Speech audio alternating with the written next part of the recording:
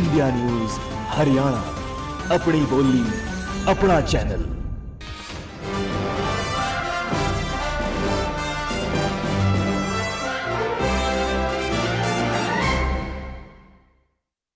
इसके बारे में 9 साल की एक बच्ची और उन्होंने ये जो ड्राइंग किया है आप देखिए कितना अहम है।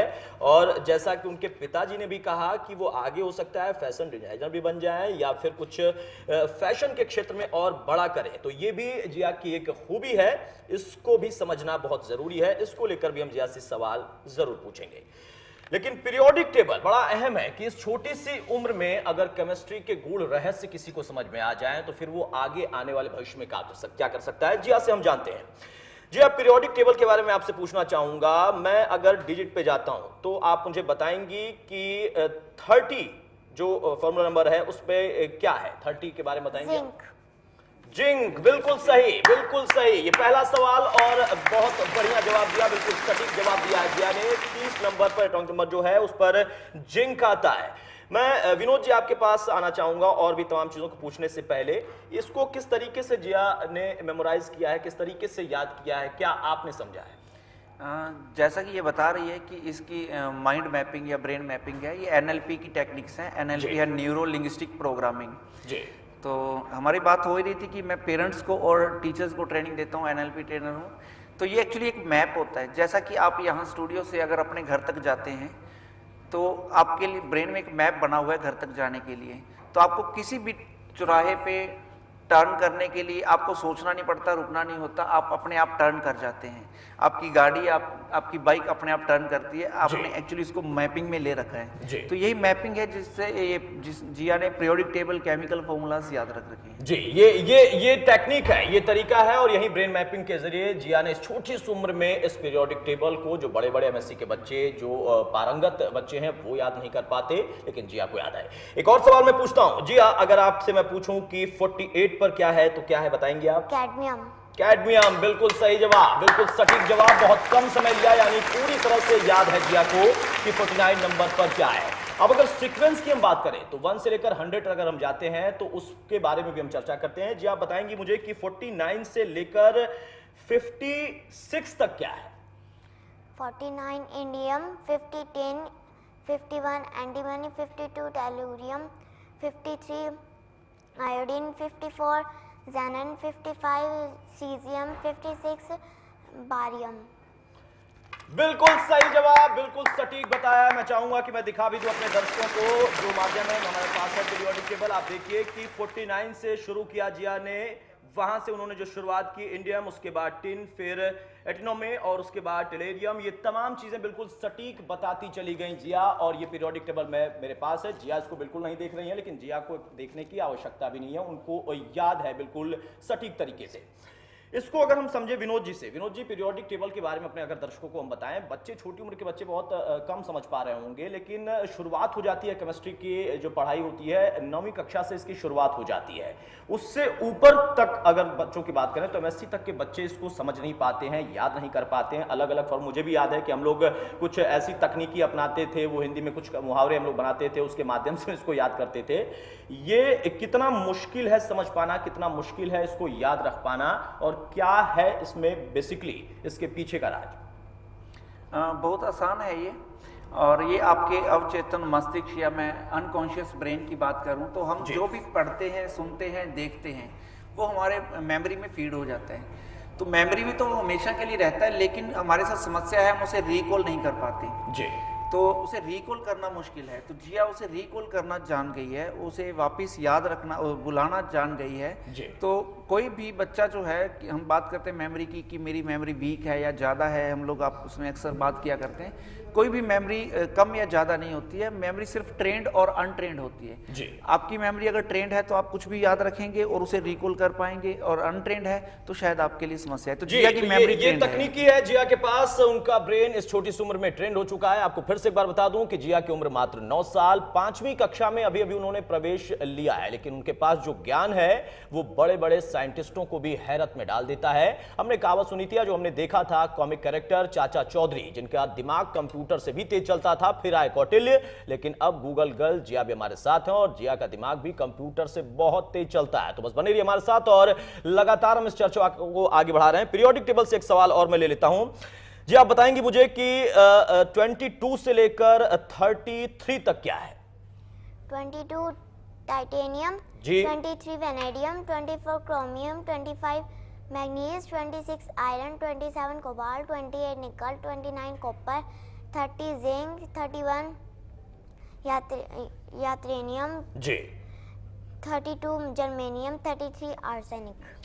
33 आर्सेनिक। बहुत खूब, बहुत बढ़िया जवाब। जिया ने इस सवाल का भी जवाब बहुत आसानी से दे दिया, यानी कोई शक नहीं कि जिया को पूरी पीरियोडिक टेबल याद है। इसके तमाम गुण रहस्य हैं, उस पर हम न जाए तो ज्यादा बेहतर होगा, क्योंकि छोटे बच्चे भी देख रहे हैं प्रोग्राम, तो उनको तो अभी ये समझ में नहीं आता। लेकिन जो लोग जिन्होंने पढ़ाई की है, जो पढ़ रहे हैं, केमिस्ट्री की पढ़ाई कर रहे हैं 9वीं कक्षा से ऊपर और MSc तक के छात्र और बड़े बड़े साइंटिस्ट, वो भी देखेंगे तो वाकई हैरत में रहेंगे कि जिया को आखिर कैसे ये पीरियोडिक टेबल इतनी आसानी से याद हो गई। और जैसा विनोद जी ने बताया कि बहुत आसान है, लेकिन उसके लिए ब्रेन मैपिंग, ब्रेन का ट्रेंड होना बहुत जरूरी है।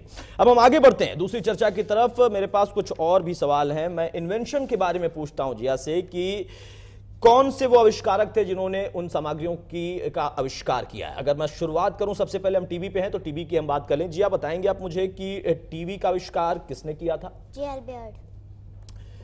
जी अल्बर्ट, बिल्कुल सही जवाब है। जिया ने बता दिया कि टीवी का आविष्कार किसने किया था। ये सारी चीजें मैंने लिख के अपने पास रखी हैं ताकि मैं ना भूल जाऊं, लेकिन जिया को मैं नहीं दिखा रहा हूं, जिया को सब कुछ अपने आप याद है। जिया बताएंगी एरोप्लेन, एरोप्लेन में कभी आप गई हैं, कभी आपने यात्रा की है? नहीं की है? शौक है, जाना है, अच्छा लगता है? कब जाएंगी? बहुत जल्दी जाएंगी। हम उम्मीद करते हैं कि आप बहुत जल्दी जाएंगी और जी हाँ, जरूर देश विदेश की यात्रा भी करेंगे। लेकिन एरोप्लेन का आविष्कार किसने किया था, ये मैं पूछना चाहूंगा जिया से। जिया बताएंगे आप कि एरोप्लेन का आविष्कार किसने किया था? Wright brothers. बिल्कुल, बताने की आवश्यकता नहीं, बिल्कुल सही जवाब है। जिया ने एरोप्लेन के आविष्कारक का नाम भी बिल्कुल सही बता दिया है, यानी अपने इस सवाल को भी उन्होंने बड़ी आसानी से जवाब के माध्यम से खत्म कर दिया। सवाल जो भी पूछिए जिया उसका जवाब बिल्कुल सटीक और तुरंत दे देती हैं बिना समय लिए। कंप्यूटर की बात करें, कंप्यूटर का युग है और इस युग में कंप्यूटर, लैपटॉप, इन तमाम तकनीकियों का बहुत ज्यादा योगदान है हमारे आगे बढ़ने में, भविष्य को और आगे बढ़ाने में। कंप्यूटर का आविष्कार किसने किया था Jiya? Charles Babbage. Charles Babbage. आपका जवाब एक बार फिर से सही है। तालियों से एक बार फिर से स्वागत करें जिया का।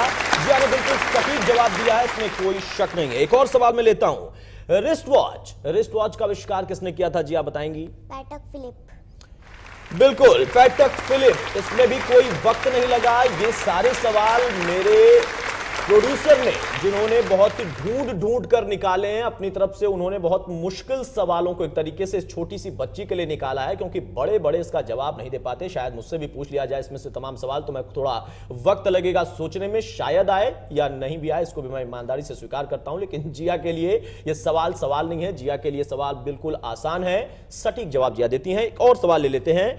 आइसक्रीम पसंद है आपको जिया? खूब खाती हैं? पापा से कहती हैं आइसक्रीम लेके आइए? पापा खुद से लेकर आते हैं? बच्चों के साथ भी खाती हैं स्कूल में? नहीं खाती बच्चों के साथ, अकेले खाती हैं चुपके चुपके?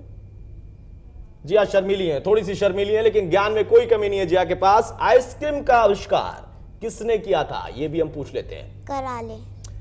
कराले, एक ऐसा ब्रांड जो कि आप जब आइसक्रीम की दुकान पर जाते हैं तो जरूर कहते हैं कि ये हमें चाहिए भी। तो ये आइसक्रीम के बारे में जिया ने जान दिया। तालियों से एक बार फिर से स्वागत करिए जिया का। विनोद जी कुछ कहना चाह रहे हैं, जिया बताइए। ये जो तमाम आविष्कारों के बारे में जिया का ज्ञान है, इसमें भी आप ही का योगदान है या जिया ने अपने से पढ़ा है? नहीं, ये आविष्कार और ये इन्वेंटर जिया ने खुद पढ़े हैं। अच्छा। एक्चुअली ये शब्दों को नंबर्स में लेना सीख गई है। मैंने इसी सिर्फ एक चीज सिखाई है जो माइंड मैपिंग के अंदर हम बच्चों को सिखाते हैं। एनएलपी है neuro linguistic programming. Neuro stand for brain, linguistic language. हमारे ब्रेन की एक अलग लैंग्वेज होती है जिससे हम सीखते हैं जी। तो जैसा कि मैं आपसे बात कर रहा हूँ, तो आपने बचपन में जब आप फर्स्ट टाइम स्कूल गए थे तो 0 to 100 या 1 to 100 तक काउंटिंग आपके टीचर ने आपको सिखाई थी, लेकिन आज आप लाखों करोड़ों तक काउंटिंग कर सकते हैं जी। करोड़ों तक लिख सकते हैं, सुना सकते हैं। तो उसमें एक्चुअली वो आपको काउंटिंग नहीं सिखाई गई थी, आपको डिजिट्स को असेंबल करना सिखाया गया था जी। और जिससे कि आप डिजिट्स को असेंबल करना सीख जाते हैं तो आपको करोड़ों तक काउंटिंग या गिनती लिख सकते हैं। तो इसी तरह जिया ने इन नंबर्स को असेंबल करना सीख लिया है। जिस तरह 32 है तो 32 और 23 है तो 23 जी। तो ये काउंटिंग आप बेहतर, यानी ये तकनीकी है कि जिया जो डिजिट्स होते हैं उनको शब्दों के माध्यम से समझ लेती हैं। ये बहुत अलग तकनीकी है लिंग्विस्टिक, जैसा बताया कि विनोद जी ने कि इसके लिए थोड़ा सा उन्होंने मेहनत की थी, उनको यानी जिया को मदद की थी, लेकिन जिया के पास अपनी खुद की एक शक्ति है, इसको हम दैवी शक्ति ना कहें तो ज्यादा बेहतर, ये उनकी कोशिश है और जो ब्रेन है उनका उसको वो लगातार और भी ज्यादा तेज कर रही हैं क्योंकि वो ट्रेंड तरीके से आगे बढ़ रही हैं और खुद उनका बहुत योगदान इसमें होता है। जैसा कि विनोद जी ने हमें बताया कि जिया ना सिर्फ पीरियोडिक टेबल के बारे में जैसा हमने सवाल पूछा, उसके बाद फिर हमने इन्वेंशन के बारे में पूछा, इन चीजों को अगर हम खत्म करें, अब यहां पर हम डिजिट के ऊपर जाते हैं। एक चीज और भी है जिया के बारे में बहुत खास, जिया को अगर आप अपना कोई नंबर देते हैं बिना मुझसे बताए, अगर आप मुझ तक वो नंबर पहुंचाते हैं और मैं उस नंबर को विनोद जी को सिर्फ दिखाऊंगा और विनोद जी अपने शब्दों में, अपने तरीके से शब्दों के माध्यम से वो जिया को बताएंगे और जिया सटीक उस नंबर को इस ब्लैक बोर्ड पर लिख देंगे। इसके लिए हमने इसकी व्यवस्था की है। मैं चाहूंगा अपने प्रोड्यूसर से कि अगर फोन लाइन यहां पर खोल दी जाए तो दर्शक भी पूछ सकते हैं सीधे सीधे।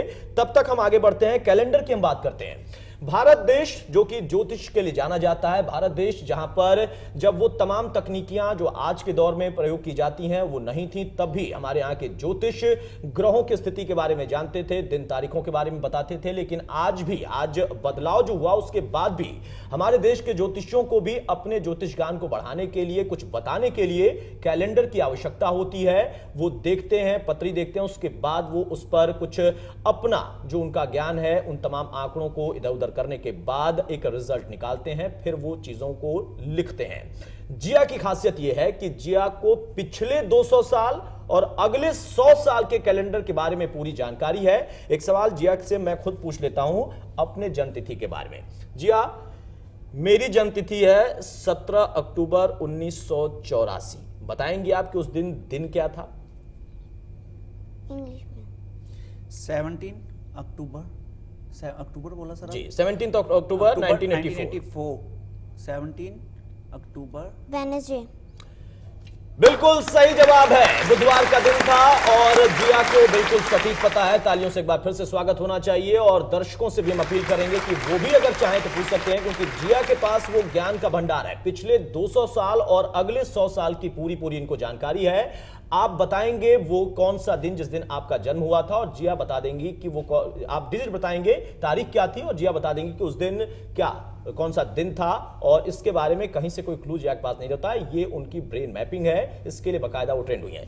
विनोद जी से एक छोटा सवाल लेते हैं। विनोद जी, ये कैसे संभव हुआ कि मतलब मैंने बताया कि ये तारीख, ये ज्योतिष को मालूम है, वो जन्मपत्री लेकर बैठते हैं, मुझे मालूम है, मैंने माँ बाप से पूछा है, हम लोग को पूरा जानकारी, लेकिन जिया को कैसे पता चल गया ये?